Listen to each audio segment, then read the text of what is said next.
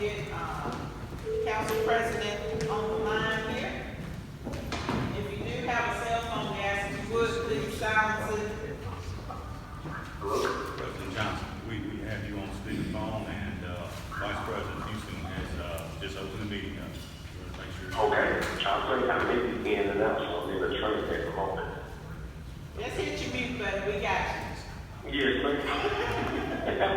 All right, if you all would, bow your heads with me as we open this meeting. Father, we thank you for this day. We thank you, God, for all your blessings. We pray, God, that you will give us wisdom and revelation as we move forward with the business of Meridian, Mississippi.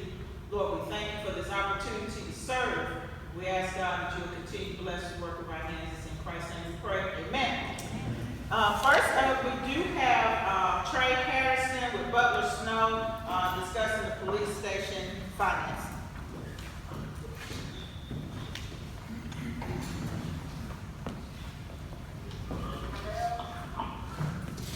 Good morning. Good morning. Ladies and gentlemen of the council, mayor, my name is Trey Harrison. I'm an attorney at Butler Snow. This is my colleague, Michael Bradshaw, in our Memphis office. And we have been looking at the police station transaction in terms of the mechanics and for quite some while in terms of the unwind. Michael in 2012 worked on the initial transaction when the tax credits were received. And I'd like to generally talk about just the overall scope of the transaction.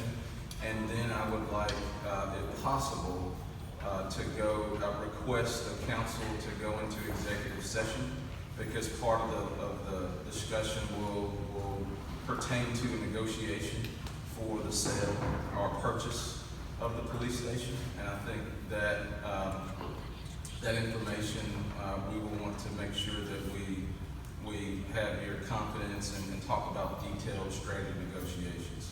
So first off, the transaction with respect to the police station was conducted in 2012.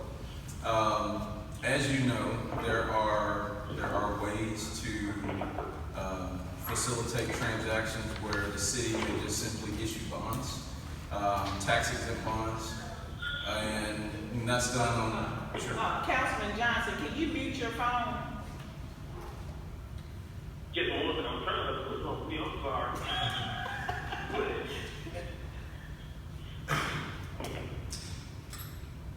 All right. And so you will see a series of transactions where tax-exempt bonds are issued by municipalities all throughout the state of Mississippi, whether it's for municipal buildings or water and sewer or roads, bridges.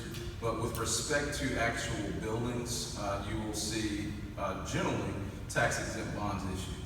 However, in 2000, the United States Congress passed the Tax Credit Reform Act, and that allowed for the facilitation of tax credits throughout the U.S. And tax credits are used on a myriad of mixed-use projects. My law firm worked on the first bond/school district tax credit project where a school district in the Mississippi received a huge subsidy of tax credits, and that was essentially money that did not have to be paid back. That was it required the city or the school district to issue less bonds. So it's in essence a good transaction. Not typically done in that respect, but it can be done. Difficult transaction, but it can be done. And so with respect to the city of Meridian in 2012, there was a unique opportunity to get tax credits for this project. It's a competitive process where the United States Treasury, not necessarily on an annual basis, but sometimes every 2 years, every 3 years, will have an allocation of credits. There are entities called community development entities that will, on a competitive basis, seek allocations from the United States Treasury to get tax credits.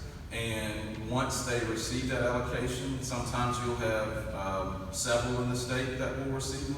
Sometimes you'll have as few as 3. This year, it was announced, I guess a few weeks ago, and only 3 CDEs received credits. Very competitive. But once they receive them, these credits can be then deployed, and it is essentially an economic development incentive that is a federal incentive that drives equity and subsidy into a project. So if you have tax credits, that's less money that the borrower will have to go and get because you've got this subsidy.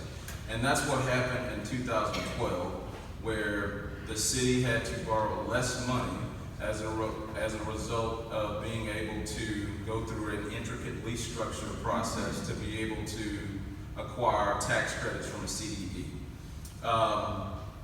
When that happens, there's a compliance period with respect to tax credits, and it's 7-8 years. And once those tax credits, the compliance has been satisfied, then the lease structure that was set up to support the structure or the subsidy can collapse. And so we're at the point now where the overall goal was to do that initially, where there's a subsidy in the beginning, and then when the compliance period ends, the city will then own the police station outright. It's received the subsidy.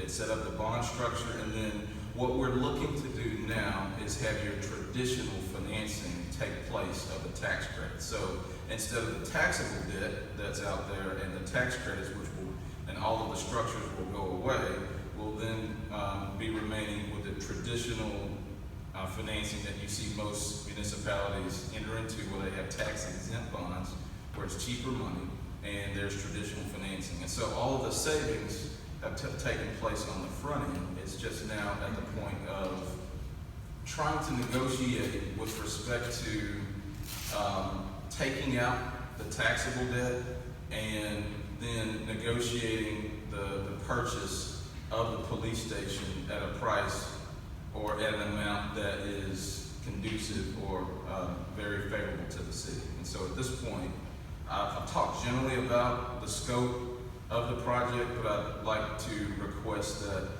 we go into executive session just to go into more of the mechanics of how the negotiation will take place. Is that legal? Yes, sale, transaction of business, discussion, expected purchase of, sale or leasing of land is an appropriate, reason to go into executive session under the statute. Why would we do this after we see the master plan? I think they said the master plan was 2 hours long. I know. How long did this session take on that? I think we can cover it in the next 10 minutes. All right. You will have questions, but considering your questions, I would say 10 to 15 minutes. Kim, that's what you say. So I move to go into executive session for the stated purpose. So moved. All in favor? Aye. Any opposed? All right, we're gonna go into, I guess, Well, we're going Close into the close termination determination, to- determine whether or not to stay in executive stay in session. executive session, concerning Stated purpose. the sale, purchase, and financing of this proposed property. If you all will clear the auditorium briefly, hopefully it's gonna take about 10 minutes.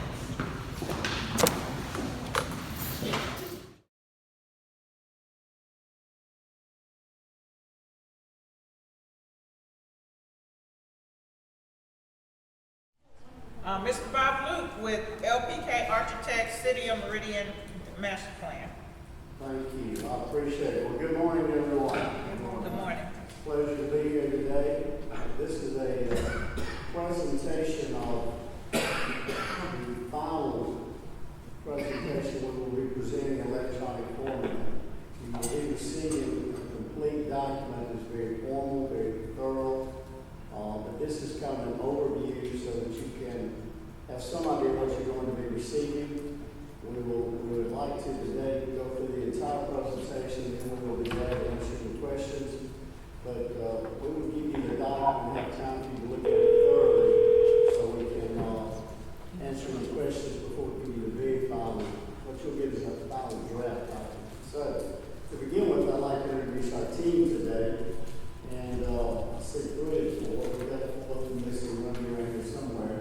So to begin with, we've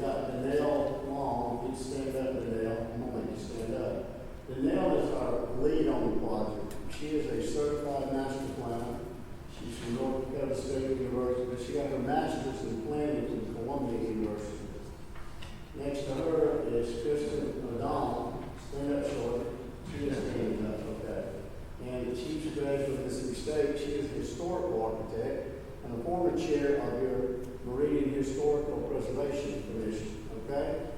And on the left, stand up, Matt Worthington is the chief transportation engineer with the Pickering firm who conducted the transportation study component.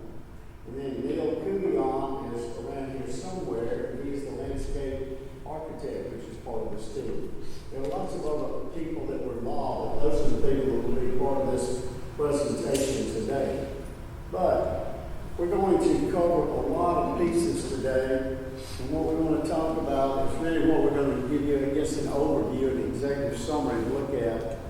But we're at a critical junction. We've got a lot of opportunity. Quality of life in Meridian is good, but it could be better. Economic development is critical. You struggle with budget issues. We've watched you cut to the bone and beyond. So the key is we have to create opportunity on the income side. And a big part of that opportunity is going to be how we use this master plan. A lot of this jumps off of the Live, Love, Grow campaign. So when the mayor and his administration talked about this, they said it's very important that we take advantage of the work you've already done with that and leapfrog on that. And that's one thing we try to do all the way through. The city has paid for a lot of studies in the past. We try to tie those together, create a framework to take advantage of that as we move forward. And what's Live, Love, Grow all about? To give the citizens of Meridian reasons to feel good about where we live, create a positive atmosphere, to recognize incentives for business to invest in the city. We want people to stay in the city. We want people to come to the city. That's one of the things Bill Hammond and EMEDC work on every day. And then we've got people that need to get involved in our community in a very positive way. And if you look at the literature and look at the videos of that, it really speaks strong to it. The master plan has very specific goals. Create a visionary planning framework that will support and enable the objectives of that campaign. Create a pedestrian-oriented community through a defined pedestrian network. Communities that thrive in downtowns because people live downtown, work downtown, play downtown. We have the most intact downtown of any city in Mississippi for architectural fabric. But what we're not doing is capitalizing on that. We still have a very automobile-oriented downtown. Plan for the highest and best use of our historical and cultural assets, and we do it through a sustainable plan development. We've been working closely with your community development department on that. Create gathering spaces and amenities for increased quality of life and visitor experiences. We bring thousands of people through our city every day on that interstate. It's 70, 80, 90 miles an hour. What we got to do is stop them and slow them down. If we ever get them over that bridge, magic occurs. And they top that bridge and see that Raleigh Foundation block there, that MSU Meridian, it blows their mind. When they see that max, it blows their mind. That's what we've got to work on. We talked about it's one of the biggest things Weston, all y'all have talked about is traffic, parking, how we deal with that. We got the traffic study. That's part of something that community development was working on before we even got started on this. We're going to show you a lot on that and how it works. And then we're looking at long-term strategies, but to do that, we've got to start with some little small steps, baby steps, and we need some low-hanging fruit. Actually, a lot of what we've talked about and we've studied, we've already started working on. We'll show you some of those things we've already instituted before today. Things that drive the master plan. Invest in preservation of significant architectural history. We have old buildings in Meridian we need to save. We've probably done a better job than most cities, but as we know right now, if you look at the historic African American district, we've got some buildings that are decaying, falling today. We don't need to lose them. We've got a lot of history there. We're trying to figure out how to preserve those. It's going to take public-private partnerships to make that happen. Once they're gone, they're gone. Invest in economic growth. How do we build on our downtown cultural arts district? We're pretty much developing a museum district. You look at the Temple Theater, look at Sioux Lake, look at the Children's Museum. How do we grow on that success? Invest in the citizens of our community, continue to grow quality of life, look at pedestrian, look at green space, and then look at health and food options. We want you to think about the food desert. We think we have healthy food. We think we have food options. First of all, as Meridian nights, we talk about we don't have a lot of food options. When you really look at it, we really have a food desert downtown. The people that live downtown, they don't have really healthy options. We're going to share some thoughts on that.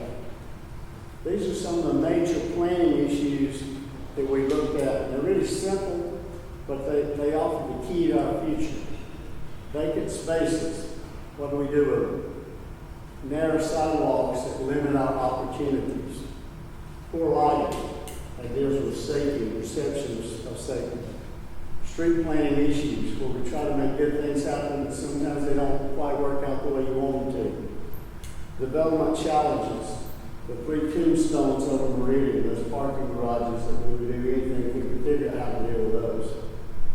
And then negative entry experience. And for the first time since I moved back to Meridian in 1986, I think we have an opportunity to deal with our front door. These are the planning issues in a nutshell, the highlights that we see. And we have a great opportunity to come up with more parks and green space. Public space that our public can enjoy without spending money. Underutilized building and streetscape. A lot of these don't cost people. We need a public art requirement. Any project that is built in this community, small or large, should have a public art requirement. Provide something that everyone in the public can enjoy at no cost. Streetscape design that creates a negative user experience we've got to avoid. Traffic flow and parking, and we really don't have a parking problem. We have a walking problem and a management problem. We need to look at that. Wayfinding, access into and around downtown. We need to start 15 miles out. We need to start encouraging people to come in and then have them get downtown and slow down at the right time, because it's very confusing. We have 2 overlaying grids that we'll talk about later. And Sawashi is a really beautiful natural asset if we can figure out how to use it. It is not a river water. We just need to make it a positive, not a negative. Development opportunities, the largest one we've talked about, and there I believe it's going to happen. We're going to see the 3-foot building become a reality. Next door, the Art Museum, Wyman's is known worldwide, everywhere we go. Architectural character, a good example would be Sioux Lake. We have a significant critical mass on Front Street already. It started probably 15 years ago. We have people living down there, playing down there, eating down there. That's what we've got to capitalize on. And then green space assets, and we're going to talk more about how to take the railroad and create the other side of Front Street and do something special with that. Initial opportunities start with landscape. We already did a lot of that when we worked with Richie on the landscape component of the maps about 1.5 years ago. Traffic parking, architecture we talked about, Front Street, and then 22nd Avenue, that's the big key. How do we take our front driveway, our front door, our front hallway, and make it something special? We're going to talk with you and Laura about that. We've got a great opportunity there, but we've got to figure out how to make a difference. We have incompatible land uses. The businesses there that we really would like to work with and make it a win-win, and then maybe move somewhere else. But the growth opportunity is strong and real.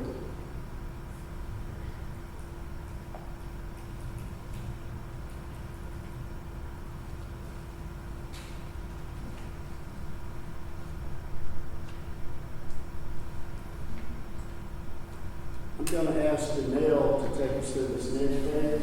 We're going to grab a microphone. I'm just catching on that. I'm going to let you have it quicker.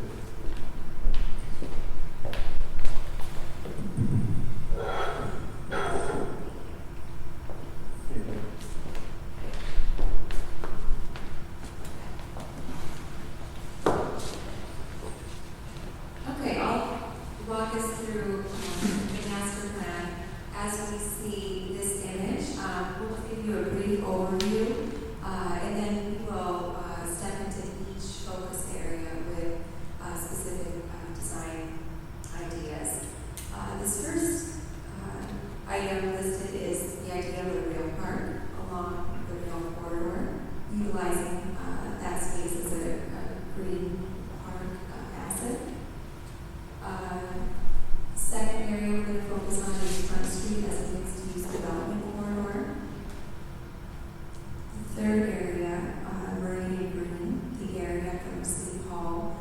and a promenade at the Riley Center.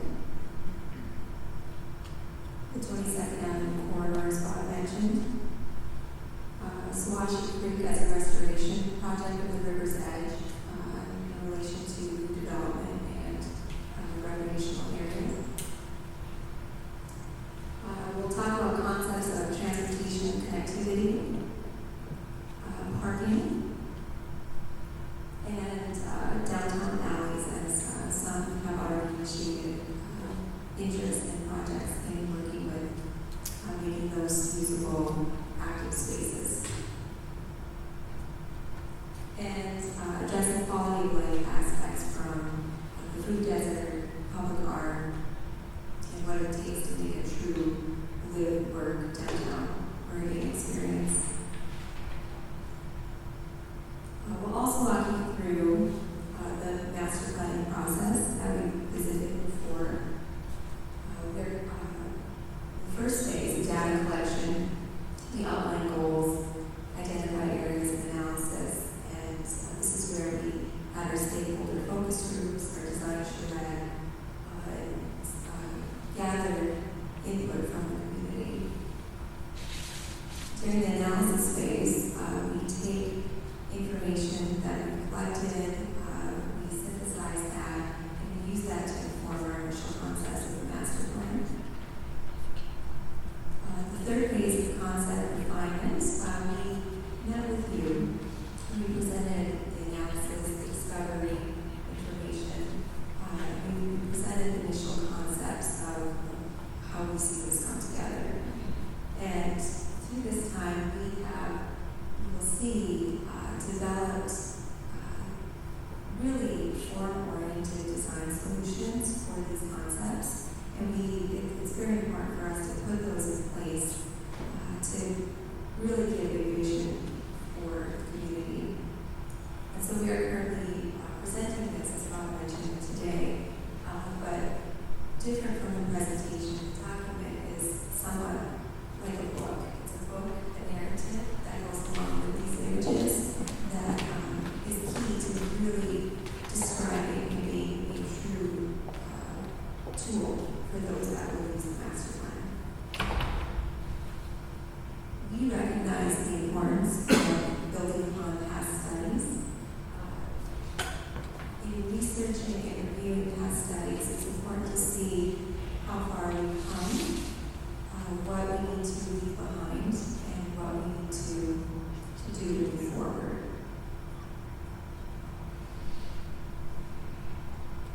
This is an anecdote, so we're going to step back now and look at the master plan, the context for downtown Meridian. And this is a quote from a 1938 WPA manual that we thought was interesting, as it shows really a very unique history of competing interests of landowners along the railroad, and that conflict that generated these kind of crisscrossed grids in the downtown city. So, it's interesting, but it also gives a unique character to Meridian, and in many ways, it further solidifies the importance of the railroad in the creation of Meridian. In the upper left corner, we see one of the first photos of Front Street, and we see Meridian through time of industrial growth, the turn of the century, and just these different aspects and important pieces of our downtown history. And we'll probably talk a little bit more about. Let me go back and talk about one thing. We've always looked at the two grids that Neil touched on, and that creates a lot of tension and chaos. In downtown around Tweetwood, you notice everything collides, two different angles. And it was really based on the two different landowner groups that owned the land. It was platted, it was surveyed, and they both had their grids, and that's what they collided. And obviously the grid to the south lined up with the railroad, the one to the north was more of a true north, south, east, west. And that's really how Meridian came together there. But what we really want to focus on at a higher we need to be Meridian and Peach and focus on our assets. We are truly a transportation focal point. We have air, we have the longest runway in the state, over 10,000 feet. Anything that flies and lands, we can land and keep field. A railroad system that can match anybody's in the country, okay? 2 major interstates here. That is what we're focusing on. We're trying not to be someone else. We're trying to capitalize on that. That's what Bill Howe is focusing on. That's what we're going to feature. And we think the future is bright for that as we move ahead.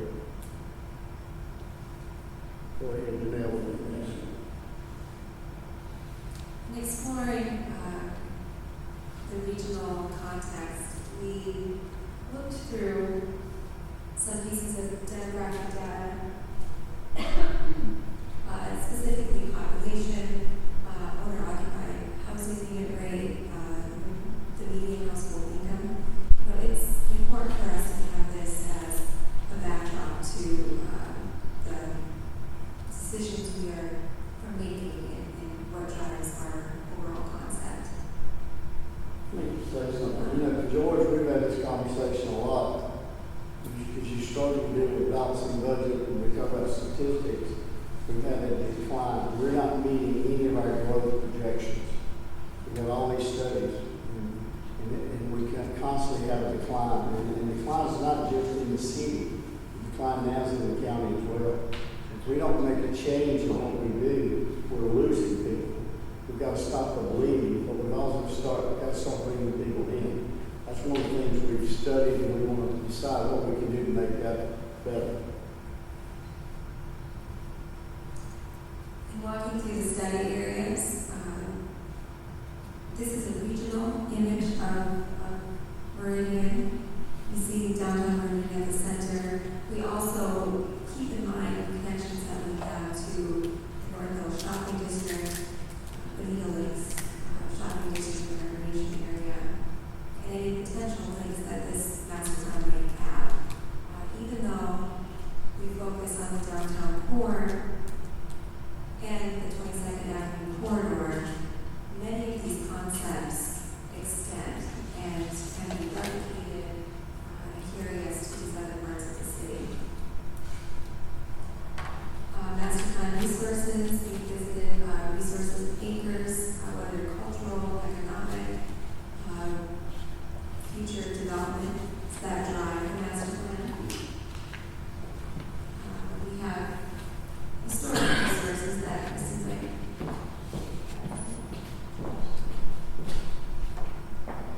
Yes, so as Bob mentioned, we have numerous historic resources in our downtown.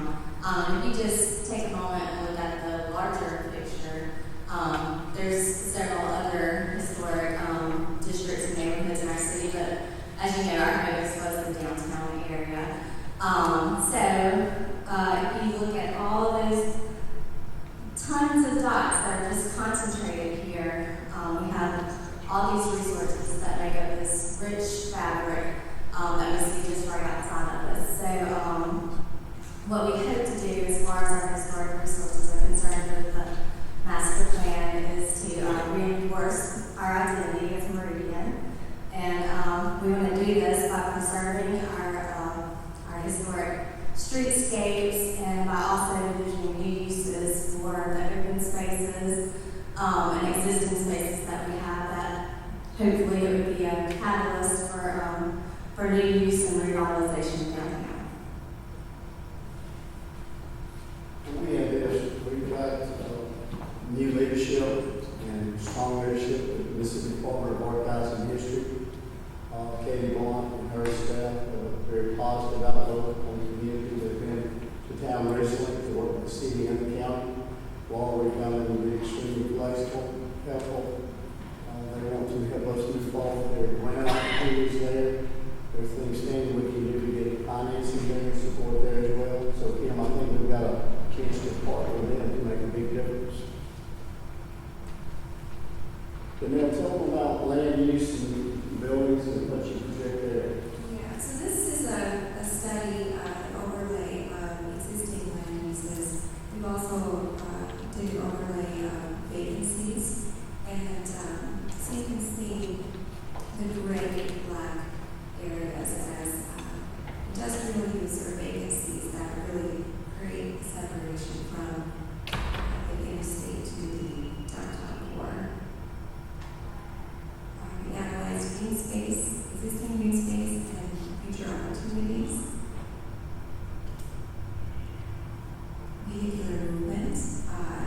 are outlining major, minor routes, the interstate. The orange areas are surface parking. And if you'll look, then get the point of the dial last green, but there are some projected paths like right there, that's the upper right.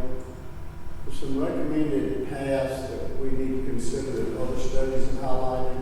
We're with Matt Pickering, I think our traffic studies would support against the funding issue, but we really need to take some burden off some major roads, and we'll be talking about that as well.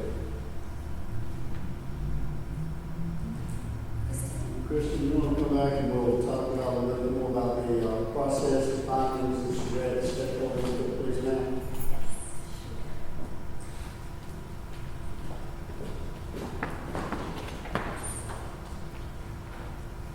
Alright, so, no one knows the city better than the people who live in the community.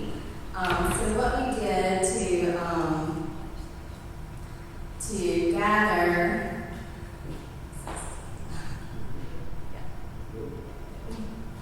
so what we did in part of our data collection for this part of the master plan was we held several meetings. So we had a charrette, we had city council work sessions and meetings, town hall meetings, and I believe we also sent out some questionnaires to the community business people. So first of all, one of our first things that we did to gather information was have a design charrette with community leaders. I believe some of the council members are there.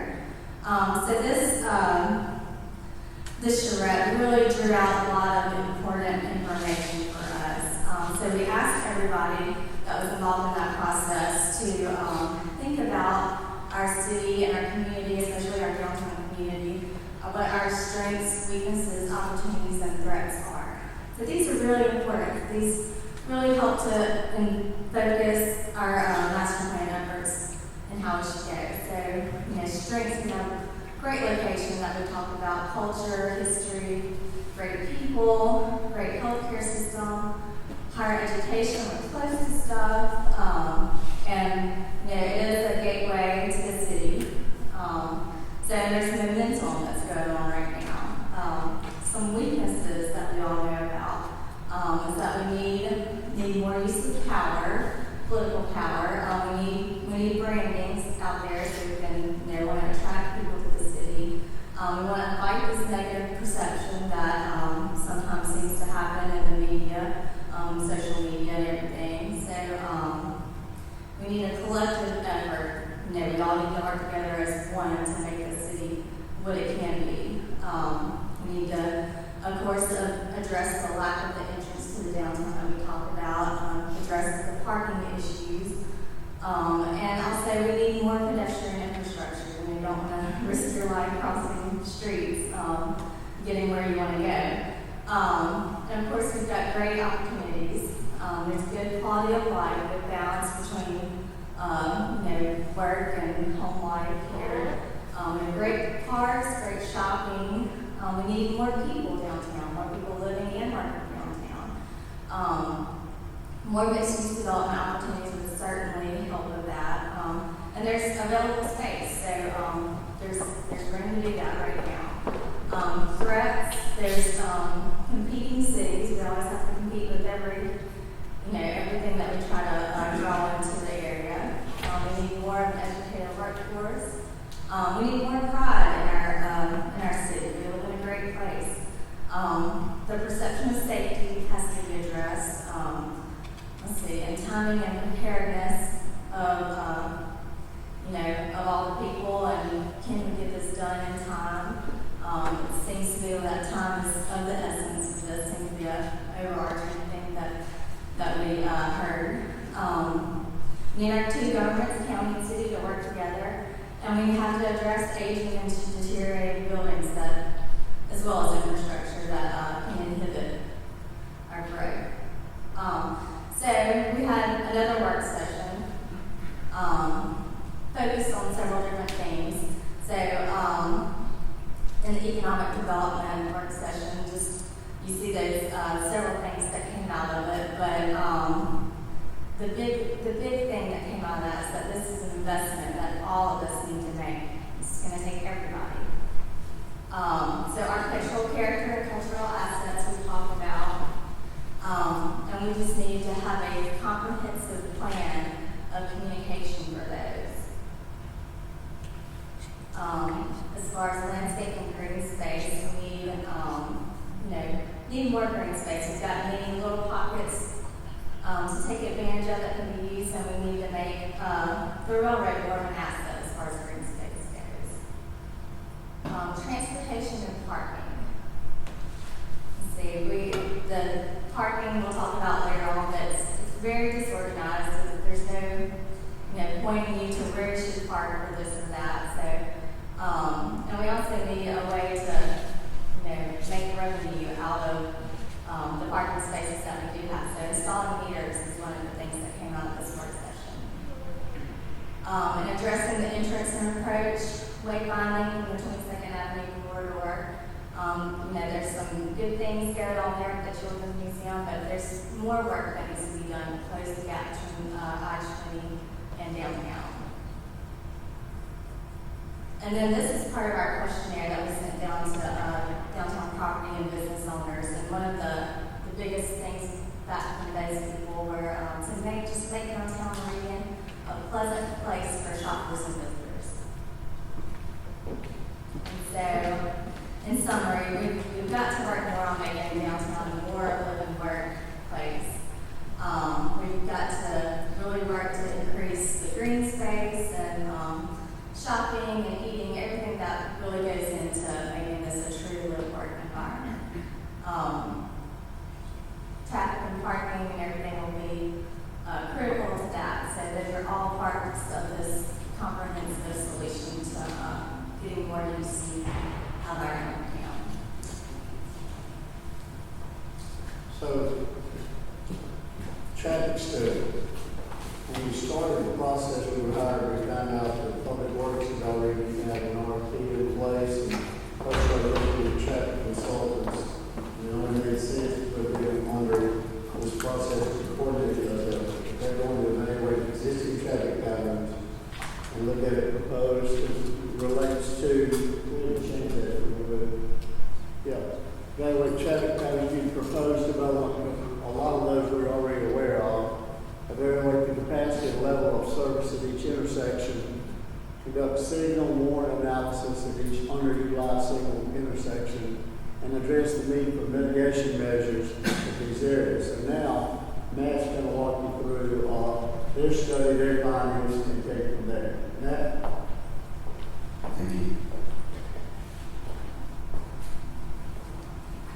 So we were selected to do a traffic study of the downtown area, and coordinated with the master plan in order to make it one cohesive process. And we're just going to talk about three things today about the traffic study. First, our methodology, how we went through the process of coming up with our discoveries and our recommendations based on that. So the methodology, in brief, for our traffic study is to come up with data. And our data comes from traffic counts at 29 different intersections throughout the city. And we looked at the turn movements that were generated from these intersections. There were 16 signalized intersections and 13 unsignalized intersections that we looked at to kind of give us a scope of what traffic patterns were doing downtown. Then, once we had our existing data, we coordinated with the master planners to see what future development is anticipated within the downtown area. And this map shows their these future developments. And what we did with that is we developed a trip generation, basically calculating, hey, you have this development, and it's going to generate this many trips, moving people into the downtown area. We took that data and overlaid it with the existing counts, and we analyzed that data. And what we do is we take the capacity of the intersection or the roadway, how much traffic can that intersection handle, and then we calculate a delay. How long are you going to be waiting at that intersection with that amount of traffic?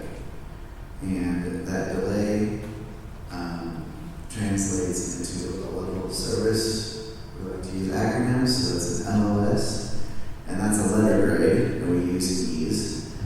So A, B, C, D, E, F. Obviously, F is terrible. You're sitting at that intersection way too long. And this is kind of a perception of what you would experience when you go to that intersection. If we were like, you sat at that intersection, you went through it, what letter grade would you give it? And so they surveyed a whole lot of people and came up with this methodology. And a level of C is acceptable. Usually that's adequate, and it's an average of everyone at that intersection. So somebody may just be driving right through the intersection, they may have a green light, and they get a level of service A, and somebody else is waiting there for 30 seconds, and they get really mad, and their level of service F, we average those together, and the intersection gets a C. Typically, if it's a LOS less than a C, then we want to try to do some sort of improvement to that intersection so that people have a better experience. The other part of our analysis is to take the stop-controlled intersections, the volumes that are going through that intersection, and see if it warrants a signal. And we did that to all the 13 unsignalized intersections, and came up with intersections that may need a signal in the future. One of our recommendations we did is to convert some of the existing directional parking into green space. And these are some typical sections of your road, as if you were like to slice something like a piece of pie, and you're looking at this is Front Street. The top picture is the existing condition. So you have 3 lanes with diagonal parking on either side and a sidewalk, and the proposed is down below. And you have the 3 lanes. You have parallel parking, and with that extra space, you can add green space, which makes a buffer between the traffic and the pedestrians, which makes the downtown area more attractive to people to walk from where they have to park to where they're going, and it is a compromise between the number of parking spaces to actually having being close to where you want to be. How many parking spaces you lose? We're gonna cover that in a minute. Okay, all right, go ahead. This is another example of 6th and 5th Street, where you have 2 lanes of traffic, and you convert those to parallel parking as well. So there are 3 intersections within the Meridian downtown that we would recommend adding a signal to in the future. That would be 22nd and 14th. The next one would be 6th 16th and 14th Street. And the final one would be Front Street and 23rd. And with the traffic that's anticipated in the future at these intersections, eventually they would warrant signals, as we would recommend having signals there. The final recommendation is to do a signal timing analysis. I spent about 5 minutes driving downtown this morning, and most of that was sitting in a red light. If you drive through any much of the downtown area, they're all default timing. Typically, most of the intersections are 2 phases. So you have north-south go first, and then east-west go second. And it's all 45 seconds. I don't know who set this timing, but I had to, as part of my study, time all these intersections, all the 16 ones. There's only one that's actually coordinated and actuated and has phases. It has 8 phases out by the interstate. But all the rest of them, you can set your watch to. If you stop at a red light, you're going to be waiting there 45 seconds, and that's going to turn, and it's going to be your turn. And so a signal warrant analysis would give you better time to get your signal, and people won't get frustrated because they're waiting at the red light when no one else is coming. That's it. You assume all that has to do with money, doesn't it? All of it has to do with money. What does that do with you? All of it has to do with money. Well, it was interesting because we got this report back, and Laura, and Richie, and the mayor called us and said, hey, we'd really like you guys to look at a parking plan. And we got excited, and the key is, and George, I know we talked about it before, and Danny, we talked about it. You got to have a comprehensive parking plan. You can't do it in pieces. You got to have the whole enchilada. You got to do all of these things, and you also have to have enforcement as well. And so we got into it, and I'm going to let Kristen go through a few things here, but I'll let her talk about it. But at the end of the day, the bottom line was we got in about 3 weeks into it. We're very excited, and we saw how we could generate some revenue, but due to lack of funding, we decided we probably better bring it to a halt for now. So Kristen, I'm going to let you have a clip here and tell them a little about it. Okay, so what we did was we took a lot of the findings from Pickering and used that to generate this graphic, which I know is kind of hard to read on the screen, so we'll go through what all this means in some of the next slides. But we used their information to make this graphic. So a couple of observations though, first before we get into the numbers, is there's just a lack of consistency in parking and designations and how you're going to know where to park or when to park. So by the numbers, there's 903 diagonal spaces, 212 parallel, 27 spaces that aren't designated but people seem to park there, 450 spaces in our Arts District parking garage, for a total of 1,592 spaces. So that's approximately 650 spaces on certain surface lots. In addition to that, we have 650 spaces in surface lots that are public and private.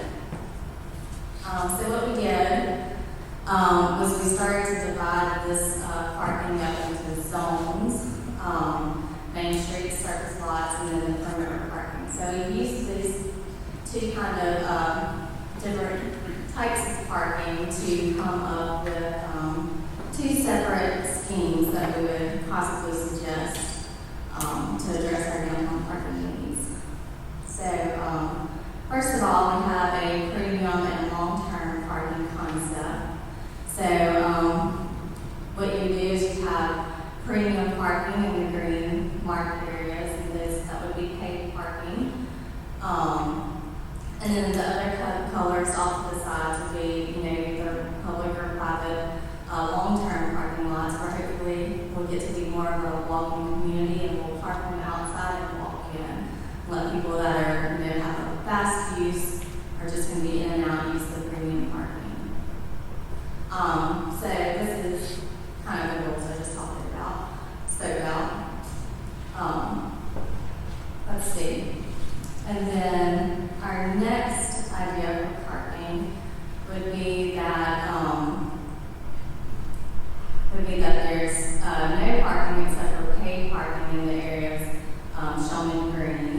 And then you would have kind of like an assigned permit parking system. So if you live or work in the zone green area, I'll call it, then you can get a parking permit in the zone that's just adjacent to it. So if you have, you know, if you'd be parking there for a pretty long term, all day during your working hours, or you know, all weekend long or all night, or if you work from home, then you'd be parking outside and walking into where you're living and working. So several parameters that we feel should be considered for, you know, either those two schemes for parking or any future schemes that may come up would be these things. Curbside parking, you know, overnight in short periods of time during the work week. We should identify time limits on locations. So we should definitely provide parking for our ADA people. You know, designate 15-minute zones, 2 hour zones, 9-minute zones, loading zones. We should just designate how we're going to use our spaces, and possibly address our issues in phases. So do the core of the downtown in phase 1, and then future expansion areas that would be identified in the second phase. We also had a suggestion that we make you pay for parking, which would make a considerable amount of revenue. So those are our suggestions. Long-term parking off-street and the outer lots would be long-term, would be free, no time limit. We should charge parking garage rates and still consider the arts district as a free long-term parking option.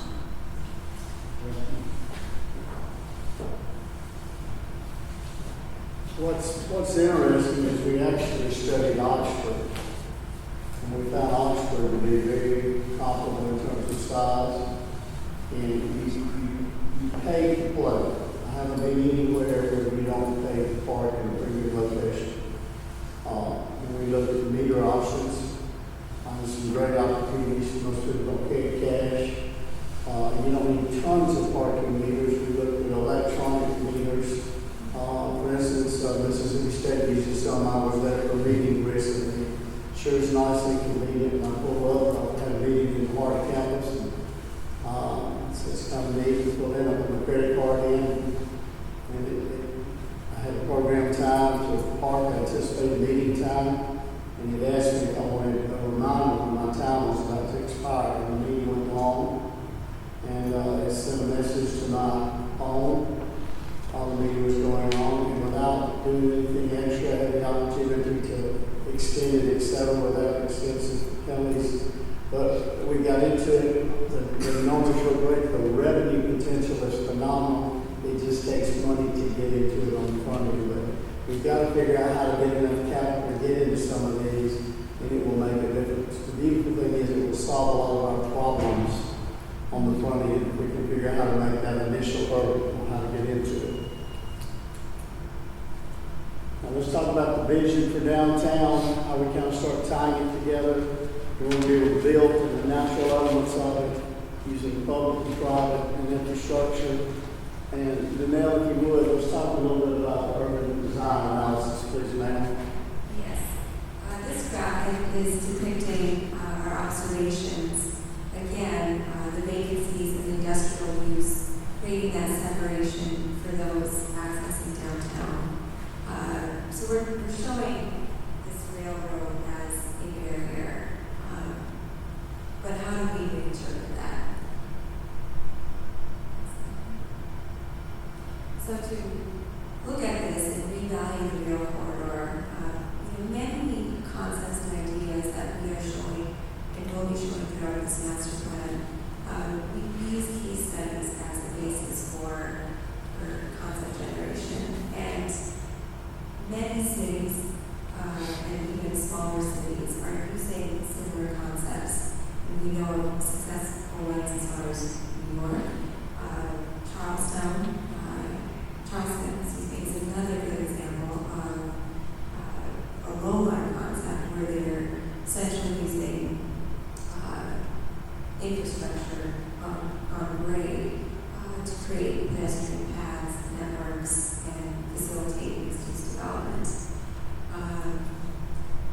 We visited some parking lot concepts. We'll walk through Front Street, improve public transportation. What does it take to make this actually pedestrian friendly? Improving our front door entrance and examining solutions for Squash Creek.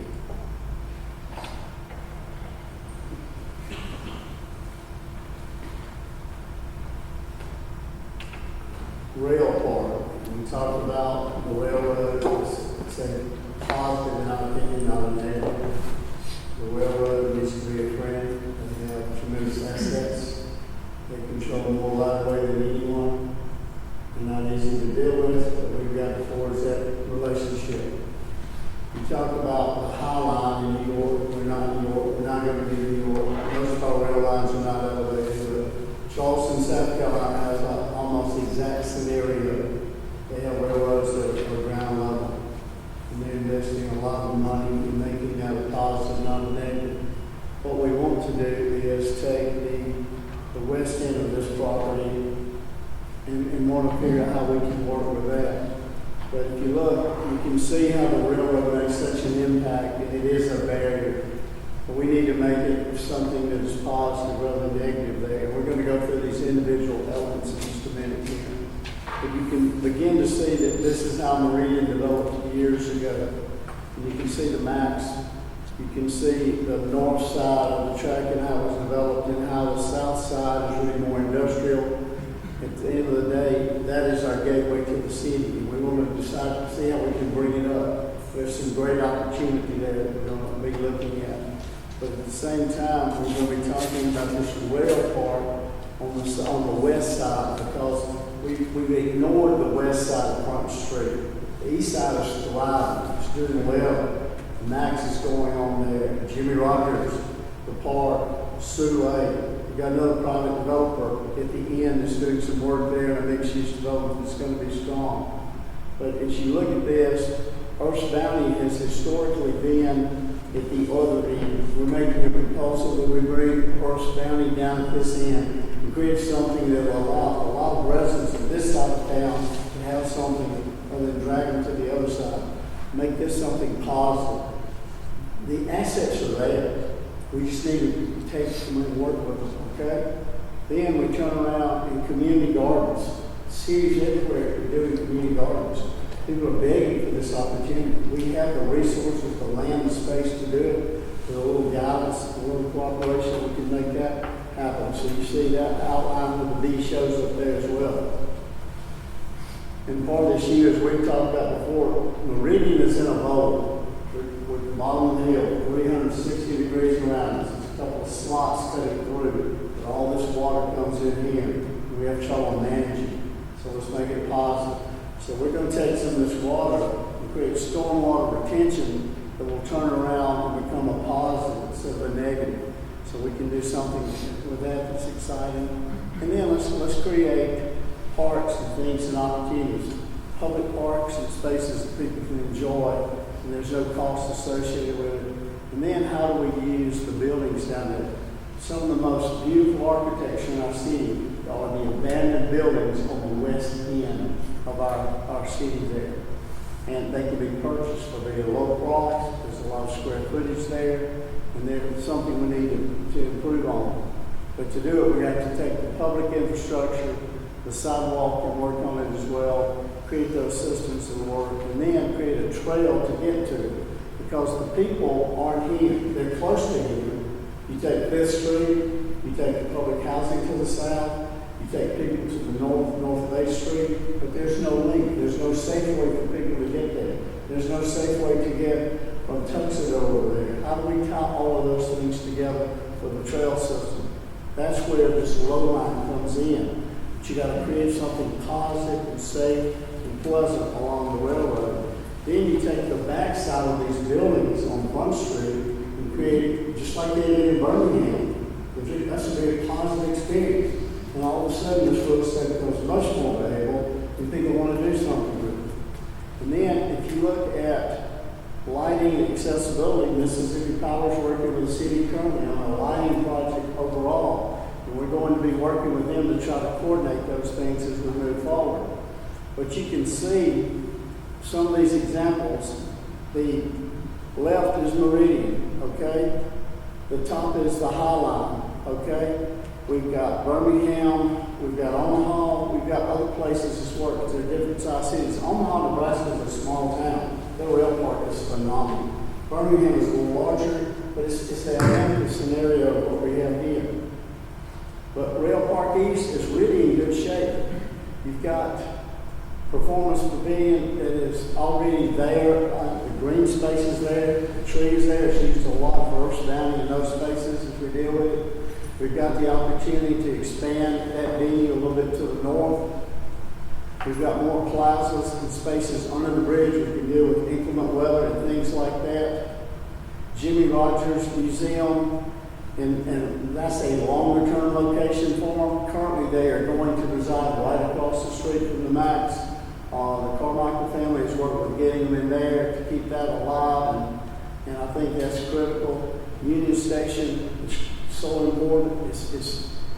It's there. We just don't capitalize on it the way we should. And then you look at the Max Courtyard. The Max Courtyard is the newest, most public space we have.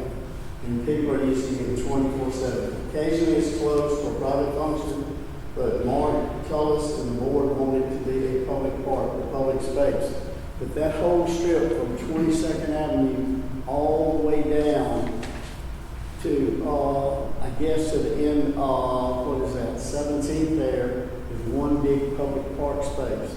We just want to do the same thing on Rail Park West.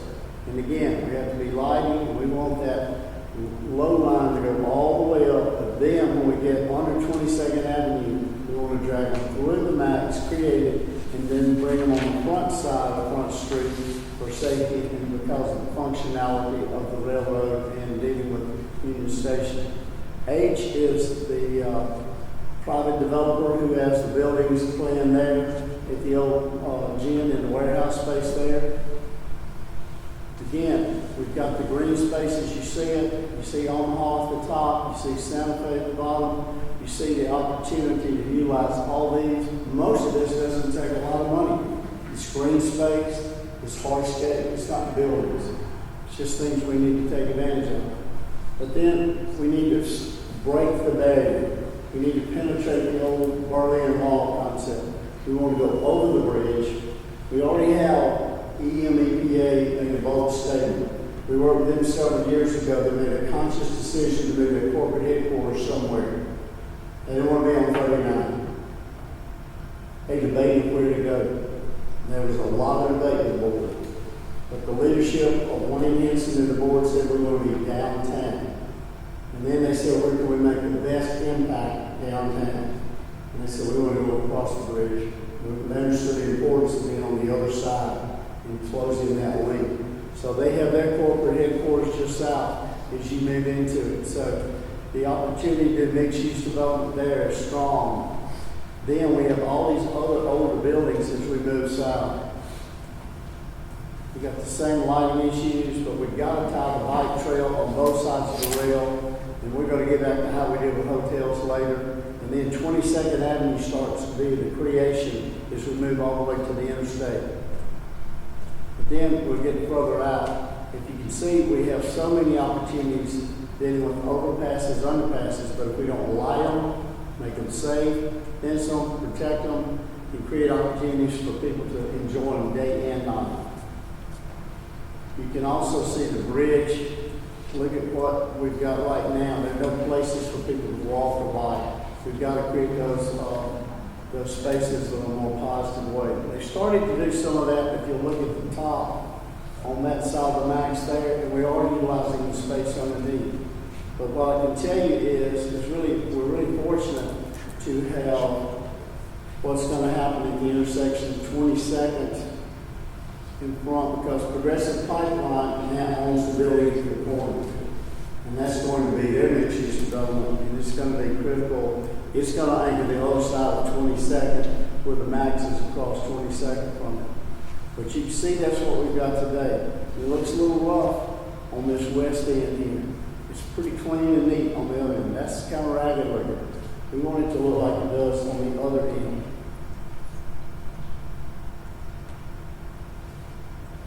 And that's what we think it could do. We think we could clean it up.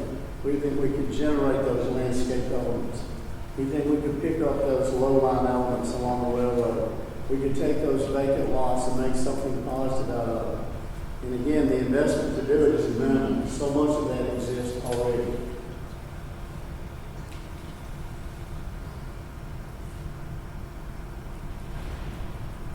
What do you call minimal, Bob?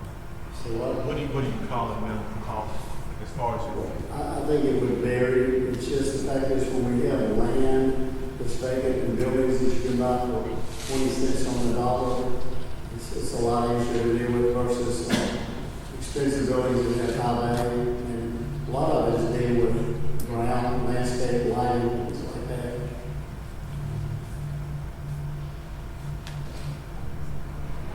Okay, culinary opportunities.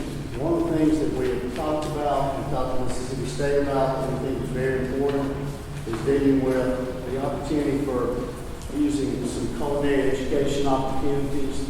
We think that's a great opportunity at the west end there as well. We also know that we have a lot of housing down there, so we need to provide some opportunity to create street space, street trees, landscape, streetscape design there as well. Again, mixed use, adaptive reuse. We have a long block there with no place to have a pedestrian crossing. So we want to take the advantage of that block there and that access to cross. We also have private-owned public space we want to utilize. We have a lot of people who own these private lots, but we've got to work some way to get access across those. In the commercial alleys we need to do it. If you look at L, we have one beautiful continuous alley that runs all the way from Constitution all the way down to 26. Currently, Laura and Community Development are working with EMVDC, Mississippi Power, and a small group to develop the alley behind Wideman's to link 22nd there. Mississippi Power is committed to getting the lines out of the way. You and his people working from your point of view. Laura's in the community. We want to let that be the pilot project to be the example. Fishbone Alley, Catfish Alley, Gulfport and Biloxi both use those. They're featured in magazines every day. They're positive, not negative. We have a chance to do it. If you go down at the west end, you have all that housing down there, and those alleys really can be positive. Instead, people tend to use them as garbage dumps more than not. Wideman's and Nemo's have already made a commitment to get their dumpsters out. They're willing to do it. They're willing to work with us on trash, on grease collection, etc. Again, more mixed-use development. People have to live and shop down here all the time. Save the storefronts, retail below, housing, and living above. A little bit of demolition only where necessary, but new development where possible. Infill more than demolition. Now, Front Street, we think we can change that landscape that you heard Matt talk about. This is the diagram that Matt showed you in 2 dimensionals, how we would recommend converting it to 3 dimensions there. And we think it's critical. We think it is your opportunity to visualize it. But again, we can't, George, you asked the question earlier, how does it affect your parking? We calculated it would probably cost you about 15 to 20%, okay? But at the end of the day, if you use the comprehensive parking plan and reallocate, it probably wouldn't cost you any net revenue. If you look at downtown at any given time, we have an abundance of parking. It's just further out, okay? So we want to reallocate and create a wider distribution of where that parking is. Meridian Green.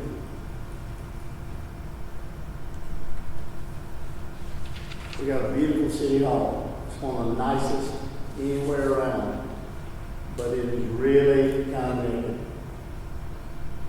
It needs landscaping, it needs definition. If you'll look at it, this is what we propose. We think the opportunity to do something special with it is there. The front yard, where is the front of City Hall?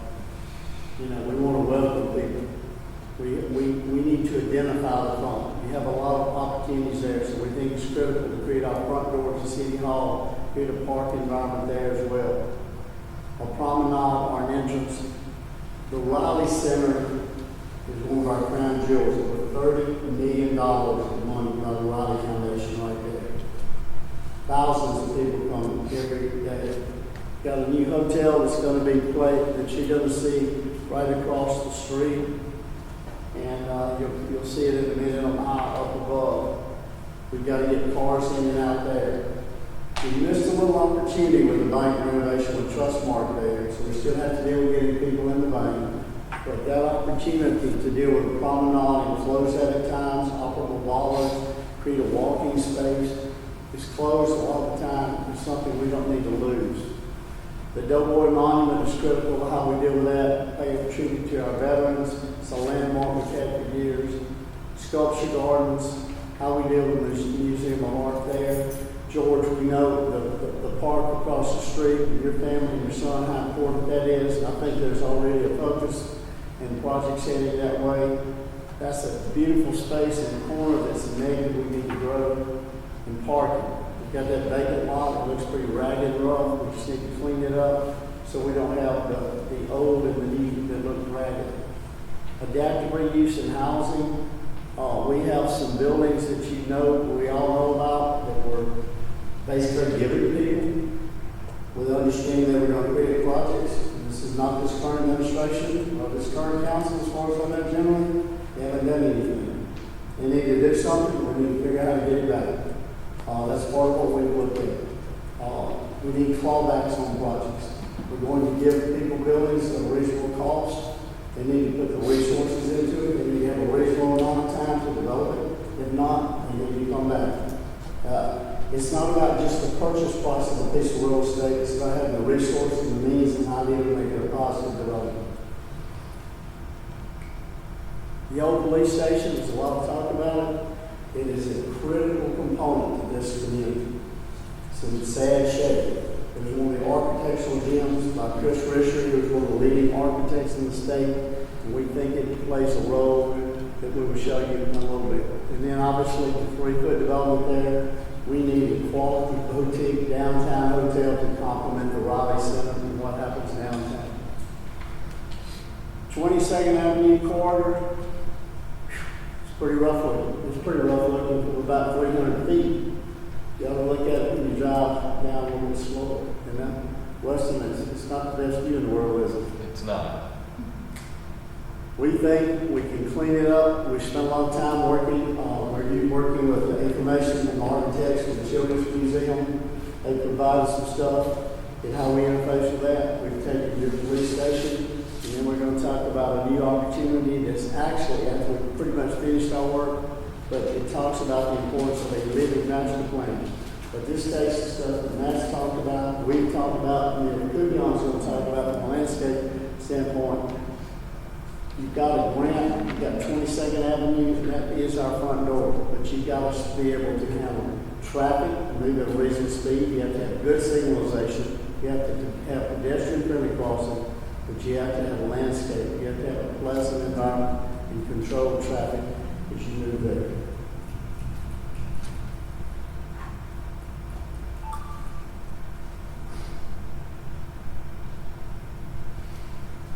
Okay. We got this great front door, except when you look to your left as you pass by, you have the ragged mall there. When I was a kid, it was brand new, and I'm an old man now, okay? But we do have a pretty nice green space there that, I believe, Richie, does the city maintain that intersection? That interchange? Do you, y'all maintain it? At the, At 22nd? it's contract, but It's yeah, contracted? yeah, it's contract. Y'all take responsibility, not them y'all? Right, That's right, what we I cut thought. that. But the opportunity to really make something special about it, I mean, that's our front yard. When we talk about doing something there, there's finally a real new opportunity for old mall site redevelopment that just happened at the end of June that we're gonna talk about. Public transit hub. We don't have enough public transportation, and that's expensive. And how do you pay for it? We're not University of Alabama or Mississippi State, but we've got to figure out how to get grants. And there are grants out there, there are programs out there. Whether it's the Mississippi Band of Choctaws or Mississippi State or the University of Alabama, we have people who have a need for public transportation. We've got to figure out how to incorporate that into what we have. We have hotels every day who want people to come downtown and shop and eat and dine and drink. And then to be able to travel without fear of issues there as well. New market and quality grocery opportunities. We're going to talk about the food desert. That's something most of us have overlooked. What is a food desert and its impact on our community? Tree islands, new parking, could be times for large areas of asphalt with no trees. New retail and commercial development along 22nd Avenue, it is ripe for that as we move forward. Decorative crosswalks that are safe and comfortable. Landscaping, trees, shrubs we talked about, and a bike trail and walking network. And that's not only 22nd Avenue, but if you will think about it, the distance between there and the hotels, the sea of hotels over there is very small. And if we can create our river walk, people love to check in, I do, and others, and have a place to walk or jog or bike. I get very frustrated watching people try to cross the interstate or get to the need or get to downtown. Let's create an easy way where they can get to downtown and enjoy it safely along Bonita. Along South Washington. Lighting, accessibility are critical to that. Again, that same diagram you keep seeing. And that's what you see from the air. We're not going to look at it too close, it's kind of scary. This is where we had studied it before, and we recommended before recent things that be retail or a major public space. And that opportunity is still there, and we'll talk about that later. And it's critical. It creates an opportunity for our front door. South Washington Creek, that walking bike trail network all the way up and down it. Softball, other recreational opportunities. It could even be an amphitheater. Again, something to bring people there, to bring people, let that be a positive space. It could be soccer. There's a lot of real estate there to work with. That's some existing adjacent land that is owned by another family in town. Parking, and the thing's interesting, a lot of spaces that will be used during the day for retail opportunity will be taken advantage of at no real cost in off hours and weekends for sporting events or other recreational and other things there as well.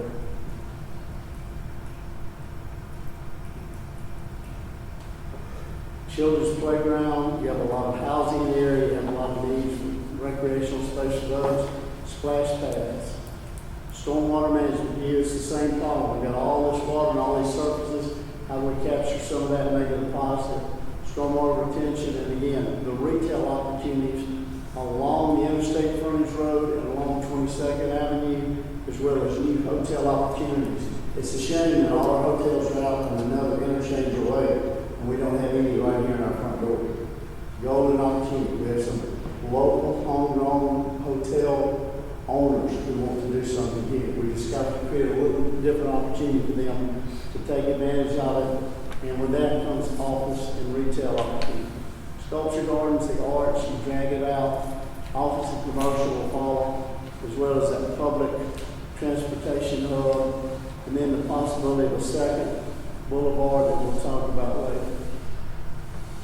But to do that, we probably need to take South Washington and get rid of just a little storm channel with just ugly rocks that the water goes through. We need to create something that is attractive, something people want to enjoy and envision there. It becomes more of a natural waterway. something to control it. And then, we'll let Danielle talk about the pedestrian community, one of her favorite topics.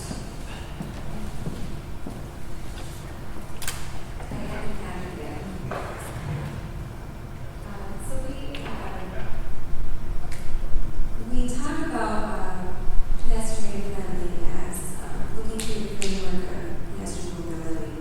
And the graphic on the right,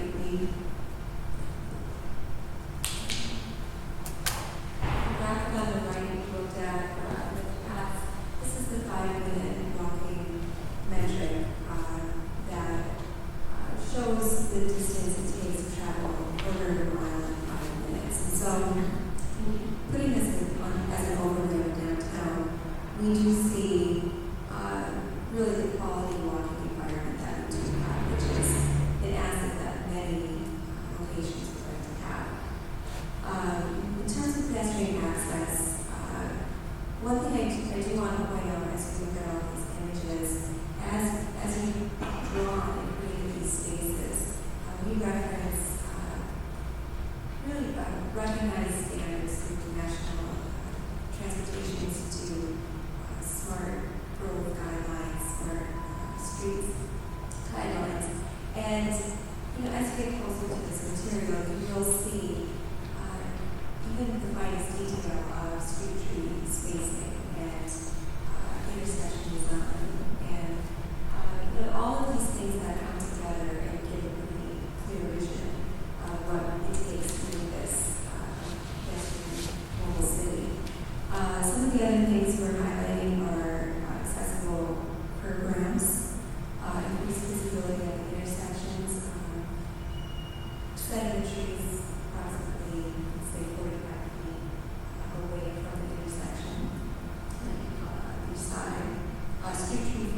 Street furniture, lighting, bicycle racks, all of these different elements that create pedestrian-friendly character. Some cities use parklets. Maybe that's a revenue-generating program where you can rent out parking spaces. Maybe it's just a temporary installation, but it allows someone to do a pop-up shop or a commercial venture for a brief amount of time. Another thing we looked at is decorative crosswalk program, and this is in Los Angeles.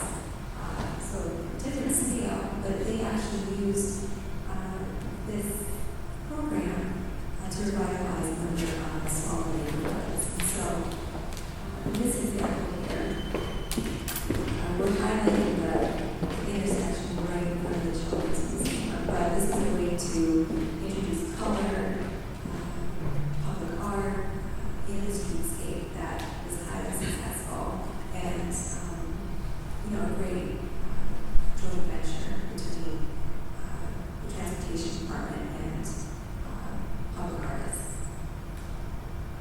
And this can expand with its growing community. Another thing we looked at is mixed-use development. Again, what is mixed-use development? Blending multiple uses to create a good work environment. Focusing on the area just south of City Hall and this Fifth Street mixed-use development corridor. We have Freedom Park, which is anchoring the west side. And in terms of conservative architectural historical assets, it's important to perhaps recognize something that is no longer there. And we feel this former site has a strong relationship with Freedom Park across the street. So perhaps programmatically this expands to some sort of pavilion or Where is City Hall? City Hall is right there. The City Hall and the police station is right there. Okay, all right. And so Freedom Park, we're showing here with the adjacent sites. We have the EF Young Hotel Preservation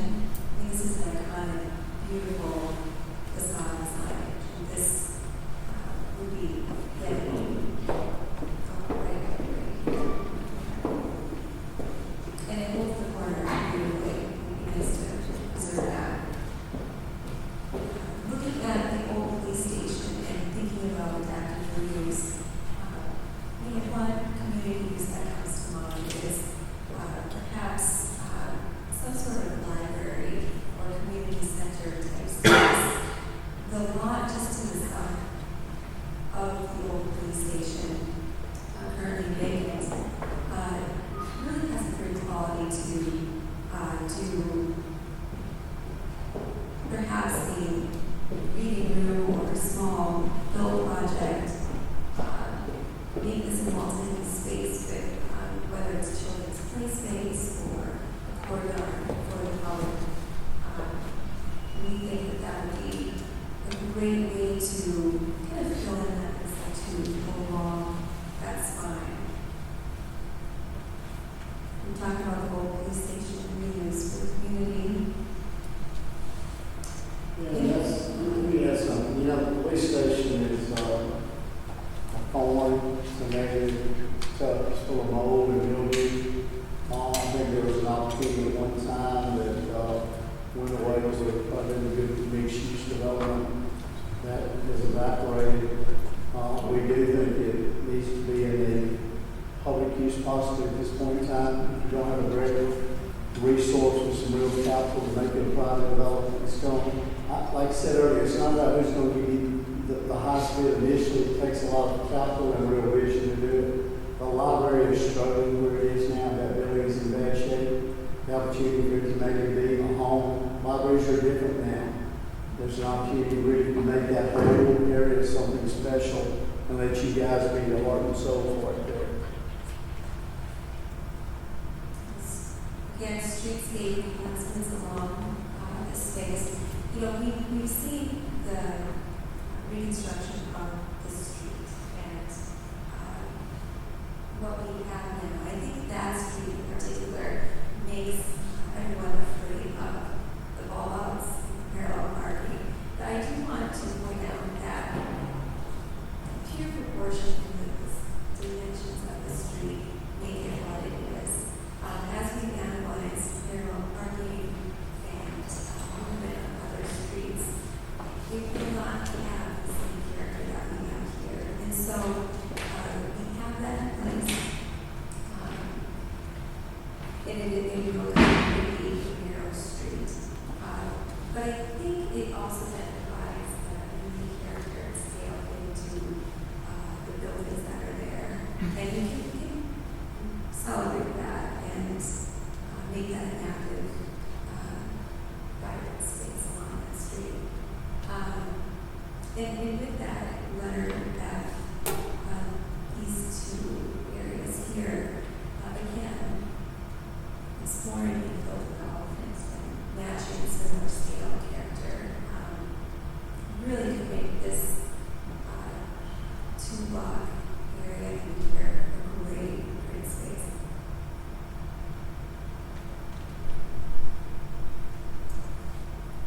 And so, just some of the items that we talked about here, I won't really go into them again. Some additional things, relocating above-ground utilities underground, incorporating play space and creating multi-use parks. I think this is an increasing trend that we're seeing in cities, providing both active and passive opportunities. So maybe these sculptural elements actually serve as play structures and sculptural seating serves as benches. So it's something to keep in mind as these spaces are developed. Downtown Valley, touched on this. I'll highlight the residential alley location here and more of the commercial retail tiny type alley to the right.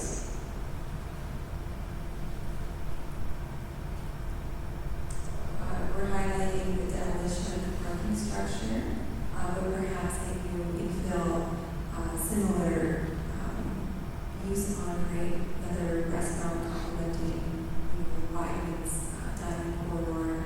There's some great visions that we do share in case of examples of perhaps in that new building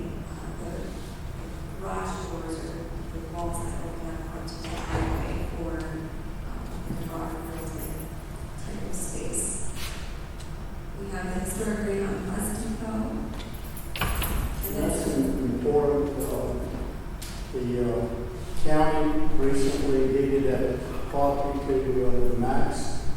Max is now going to save that building. It has a great political history. That's where the three civil rights workers got off of the bus years ago. The county wasn't as motivated to say to do something.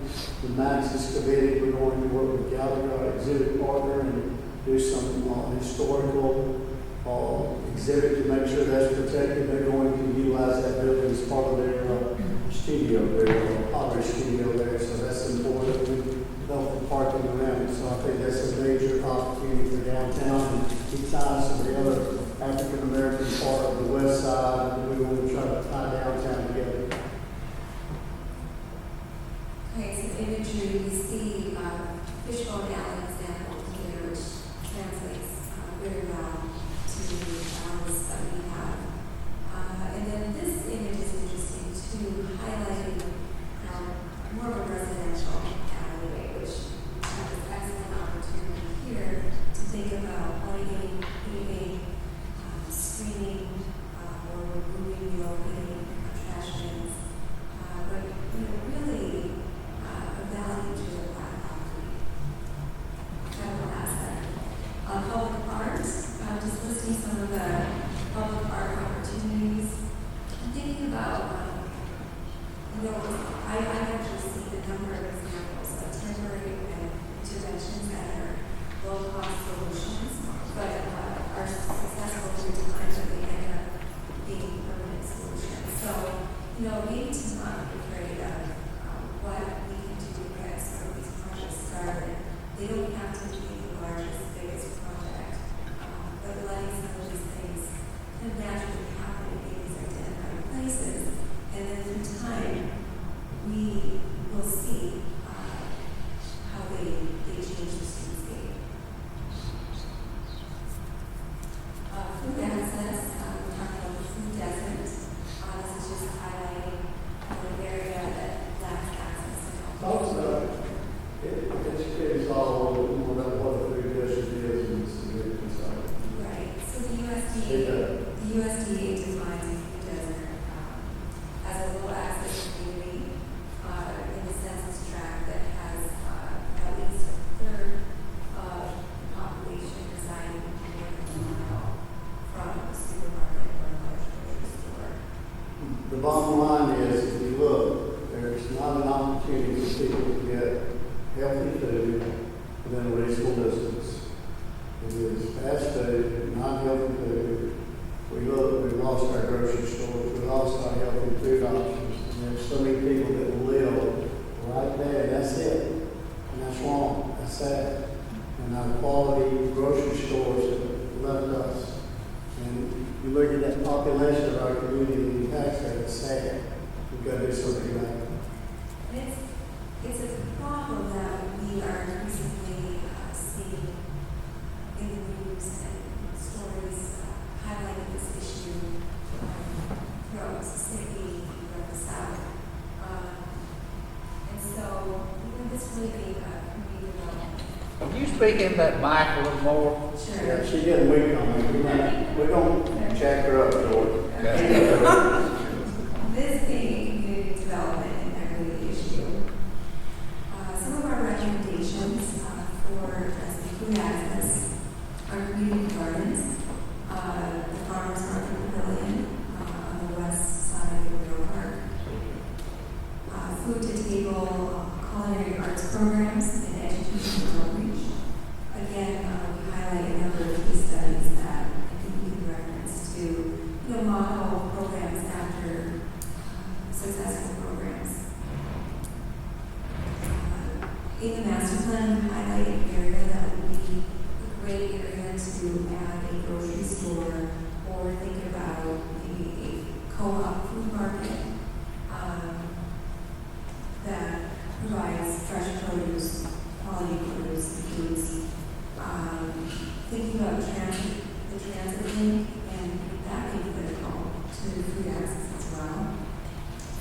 And then another thing, increasingly popular food trucks.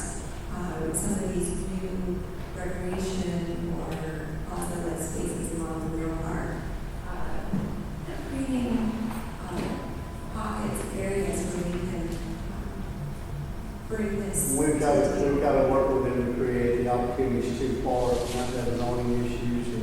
good incentives, and most of this is in an opportunity zone. There's some things we can do to encourage people to be part of this. One area that I think is great is under the 18th Avenue Bridge and doing some lighting installation, working with the PA, and incorporating that into the St. Brendan our venue. And so that could be like a landing pad for vendors, for food trucks, for different events. So a lot of great spaces to do this. Okay, we'll have you Okay. Neil, let's talk about landscaping. That's so important. We've got all the hard structure, all the hardscape. We reference landscaping throughout, but Neil is our landscape architect on the team. He'll tell you how we actually make it work. How are y'all?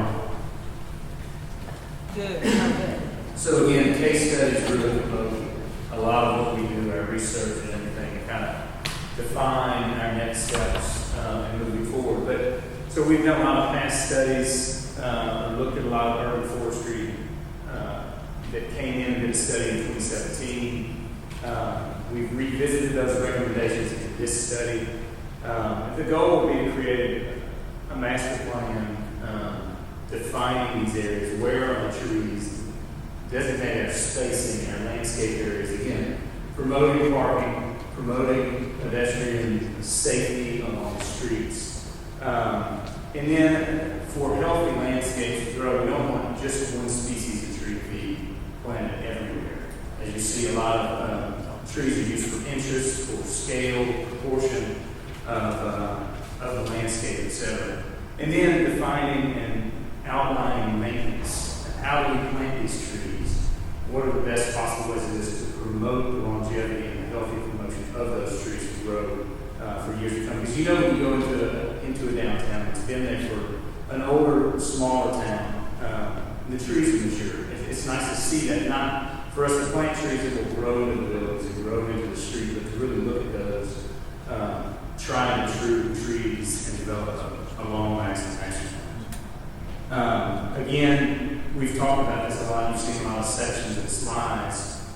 But utilizing plants along the streetscape really creates a safety barrier for pedestrians walking down the street. Again, it promotes you to feel safe as you're going from point A to point B. Let's see, we'll kind of go through this. And then looking at, again, we discussed this as street tree list in the master plan document. Create incentives or penalties for people that don't follow suit with these items, trees we specify. And again, work with the ordinance, work with the tree commission to promote this again. So there's several different methods. You'll see street tree grates or just these grate systems are used to promote rhythm to the street. You can kind of work with the building and architecture or create that kind of meandering pathway that you may want to create. If you're looking down a very long block of buildings, you can kind of create a flow with this. And also, you know, these grates were made to kind of oxidize and turn. They just rust. And once they rust, they're done. They stay that way. But it also reduces maintenance because you don't have mulch, you don't have wash. You can hide certain things underneath this, whether there's drainage beneath that takes it somewhere else, or access beneath it. But it really, over time, reduces maintenance, etc. Again, street tree methods. These are just some details that show proper ways that this is an irrigation detail. Just shows where to place certain things during the process. Just planting methods. We have a lot of these different ones we can use and create, provide a pamphlet within the ordinance that says this is the proper way to do it. These are the proper methods. And again, the tree commission and the building inspectors can kind of police that. Same thing again. This is a staking detail for trees in a natural area. And we'll go through the rail park west. We've kind of gone through really all the elements in here. But again, really looking at, if you look at C, the earth and burn, and there's a park in Chattanooga that was a brownfields reassessment. And they built these almost like a pyramid that was also accessible for children to get up and slide down. So it creates safety, it creates somewhat of a just an active use to this space. Also, one of our thoughts with the rail park was to really promote the history of that railroad. And so there can be in these little nodes, again, the history component that as you're walking through, you have a place to stop, read about the railroad, read about the history of Meridian, and all the important aspects of it. Again, G is the pavilion. I guess we can go through this really quickly, but one thing about the community garden that we really want to promote is just the community awareness and promoting a healthy community. And with this, E, we've kind of located some accessible raised gardens. We've done this with some children who have disabilities where they can actually pull their wheelchair up and they have designated little areas where they can garden too and feel like it's a full community outreach program. And then again, creating with a healthy community, if you're shopping at the farmer's market, you come down, some of those crops and things can be pulled from that garden, sold there. But also creating a trail system, again, walkability, trying to connect people. If you're downtown, you can come and have a good 30-minute walk around and back to your office while you eat lunch and enjoy the natural setting. And we've gone through these, but one of our thoughts with this was to create that venue space. Again, creating an earthen berm to really kind of soften that space so it's year-round use. And having an amphitheater or event space that can really promote the museum there as well. Beneath the bridge, like Danelle was saying, is creating a really neat lighting effect, changing the paving, having removable bollards, trucks and vendors who come and stay during these events. And again, it just really continues to promote that community feel. And it also connects again to the max. So as you're coming down from the west, you can kind of get a sense of the whole rail system coming through the max, looking in the courtyard, getting back on the street and coming down, but again, softening that urban environment. So City Hall and Riley Center Promenade, one of the things, and Bob had mentioned this about the way that the grids came together and converged into this sort of a strange angle. But with the building orientation, we wanted to create a strong axis with this space. It's such a strong, prominent building that you want to feel, where am I going? We also want to create areas of gathering for public displays, and to really create a sense and create a historic feel to this building.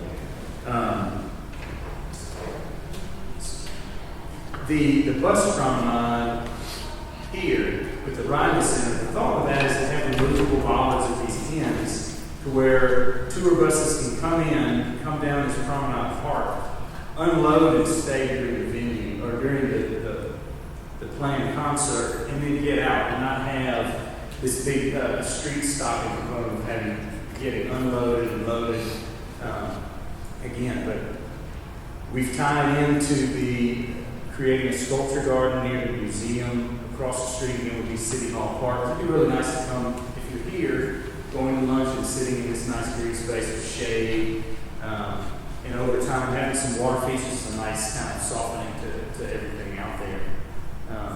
But again, these trees are creating a nice grove.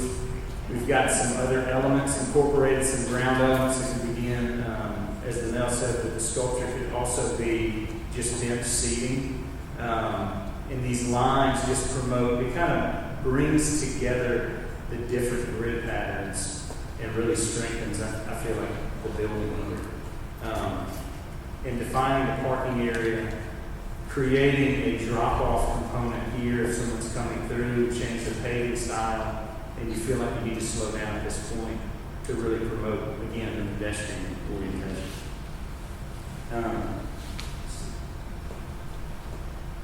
Here with Sawashi, we really wanted to promote that active use. So we've looked at creating areas for drop-off of coming in and dropping off a kayak, creating these small water features to where we have a dam here. The water then creates more little white noise, so to speak. But again, to renaturalize these creek banks and get it back to kind of its natural environment, to really promote the asset that the Sawachi is. And again, it ties to the ball fields here proposed, and then again, this connection can continue to that to the hotel up here, and really have a really nice river walk coming down with lighting, trees, again, really strengthening that natural asset. And then we have some examples, some concepts here. This is Nashville. I can't remember. This is I think somewhere in the north. You see that earthen berm. It has a really nice feel to it. It protects road noise, or it creates a block of road noise. It's also just a very nice natural element. And these drop-offs here. This is Birmingham. This is again something we're thinking about how to deal with connecting, coming down to drop-off kayaks, canoes, etc. And then water features, play features in the urban environment has a really nice feel that softens just the road noise, etc. Riverfront access, again, more of the same here, and just really naturalizing. Has a very nice feel if you're walking this promenade, and you got this really nice element within this urban environment. Just again, strengthening some other elements of somewhat of a natural amphitheater here. Can be done a lot of different ways. This one here is actually used for some stormwater management as well, which is, again, an important thing we need to do to reduce just the impact of any urban development we continue to do. Again, this is just some examples of how stormwater management is done, where we have a little bit of separation, an area that will be a detention area, and then more separation with children. So you see the disconnect here really makes you feel safe. If you're walking down 22nd right now, you don't feel very safe when the cars are going by 30, 40, 50 miles an hour. So again, breaking that, creating these areas that have green space, making them a retention area to help reduce runoff. Thanks, Chris. Let me back up to the New Orleans, New Orleans urban water plan. What's interesting is we're similar to New Orleans in one way, and he tell me, we have a lot of issues with dealing with water runoff, regulatory issues. I think the beautiful thing is we have an opportunity to make that something positive. We deal with a functional problem, a regulatory problem, and all of a sudden it becomes a real asset. So I think we can learn. And that's where Danielle talks about the case studies council. We use case studies to learn from other people's mistakes and errors without us making the same mistakes. So that's what we're trying to do as we do that. So at the end of the day, we're going to take the vision and the dreams. We're going to take all this other stuff, create a framework as a guide for development as we move forward. What we're going to need you to do is create a policy. You're the policy making part of this that works with the administration to carry it out. And then what we really need you to do is work with the administration on establishing priorities and phasing. Because it's going to take setting the dream and figuring out what's most important and how we pay for it, and then how you phase it, and then how we pay for that, and how that funding works, and then we do it. And then, as we've talked about before, how we market it, how we promote this. Because we've got to have someone who's going to create the marketing tools to make this an economic development device, to raise our tax base to do it. And then we're going to talk about it as a living document. And some examples of that. We didn't wait until now or tomorrow or next month or next year to do this. We started owning parts of this when the Knights came on board. We started working with administration, public works, and community development in terms of the street, the sidewalk widening, parking issues, landscape things, on how when the MAC started rolling out. And that was where we started adjusting things there as well. We've already looked at 22nd Avenue and factoring in the Children's Museum and the impact of that as it ties into 22nd Avenue and that project. And again, this is a framework and a roadmap that we take slight twists and turns. But then we got permission from the county to show you this conceptual. Again, this is concept, it's not approved, and it may or may not happen, but it's kind of where they're heading right now. They recently purchased and closed on the old mall site. The proposal currently is to put the Lauderdale County Governmental Center there.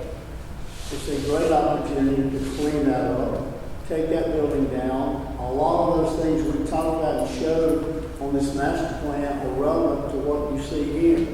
The opportunity to create retail, hotel, food, food gastronomy, etc. The opportunity to create that secondary way to deal with traffic inflow and outflow off 26 is there. It is one of those things that tells you that this living document and the need for this to be a living document is there every day. So we thank you for the opportunity to do this. We think we're in a good place for this to end this presentation at this time. And so, you know, it's a starting point. There's a lot of opportunity. We need to work together. We need to be positive. But with that, we'd like to open it up for questions and comments. We've got a team of experts here in the nation. One comment, you started off talking about the historic nature of the city, buildings, the architecture.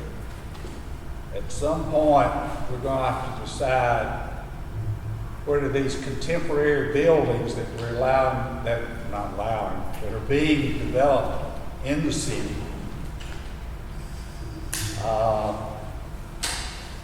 where does a contemporary modernistic looking development fit with the historic aspect of the city? And right now, things that are being built have no tie whatsoever with the historic concept. In fact, they're right as far as you get the historic concept. And I'm not saying that's bad, but we got to decide who are we. Are we a historic place? Are we the most contemporary place in East Mississippi? I like the parks, I like the green space. I hate parallel parking. Kids don't even know how to do it now, but we're getting cars that do it for us. I mean, you don't even do that part of your driving test anymore. So I mean, some things that look real good and how they fit. I think one of our big concerns, one of my biggest concerns, if it's a master plan, what are we? Who are we? We put in one-way streets, and then Southern Living magazine came in the next week and says the worst thing you ever did if you want to highlight your historic district, because you can't travel the historic district with one-way streets. We put in traffic lights, traffic control lights, and then turn them into blinking yellow lights. We put in some development out here by the Riley Center headed towards City Hall. That you go from one street to another street and you can't even figure out how to get there. Why in the world we did it, I have no idea. But we did it. I fussed when we did it. So there are things that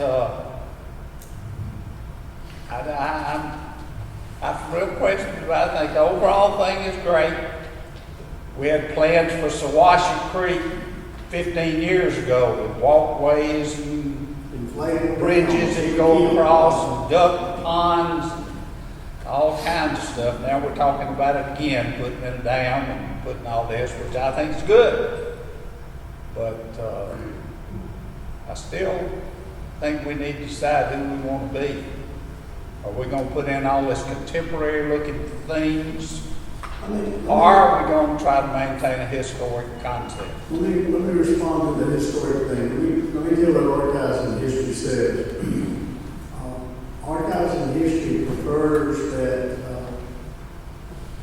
you don't try to mock history. If it's an old building that you respect it and you respect its architecture, okay? But if you look at the police station or you look at the Vice building, they're contemporary buildings, contemporary architecture, even though they're older, okay?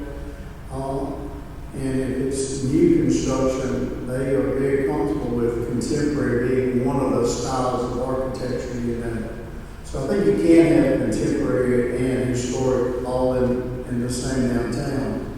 Some of the contemporary architecture pays respect to the downtown in terms of proportion and materials and other things, but I don't think you lose your historical character if we will keep what we've got. We've got more fabric, like I said, in any other downtown. We just don't need to lose it, you know. But I see your point. All right, I have a question about the, Yes. The process. Because as we move into implementation, we're going to have to weigh costs and priorities and some of the things you mentioned. During your process of formulating this plan, was there some sort of impact analysis to arrive at the preferred options that you've listed here in the plan that we'll be able to see and understand how you got to this point to help us better make decisions moving forward? No. What we do is give you the framework, and once you identify things, we would be glad to work with you. And right now, this is the framework and the roadmap on how to move forward, and how to move, and where to move, and ideas. There are hundreds of different possibilities or scenarios, you know. There are no actually identified particular projects that were part of this. We do have, I would say, resources where we can identify costs for parking spaces, trees, landscape. We already have now, we can give you on costs for renovating buildings, demolishing buildings and things. But until you have an identified project, they really don't serve any purpose.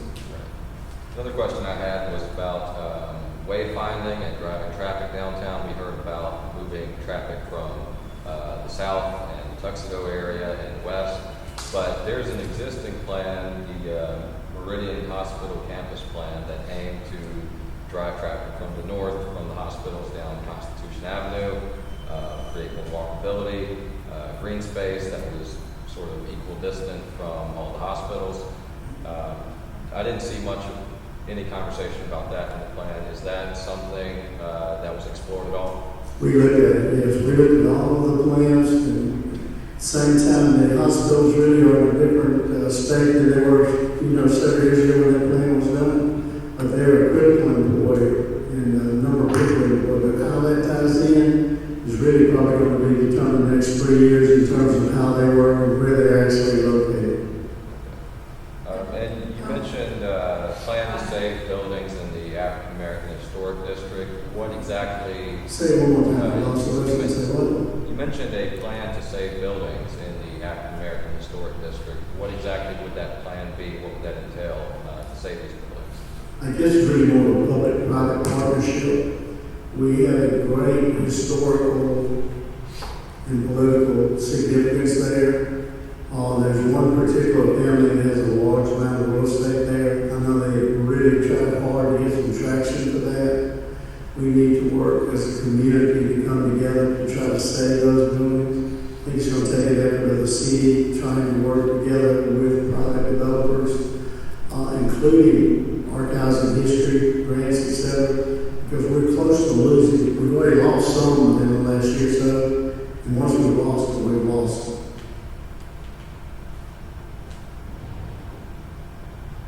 Any questions? Y'all got a print press, y'all gonna make us some money to pay for all this stuff? I don't know, we may need to start growing something, you know?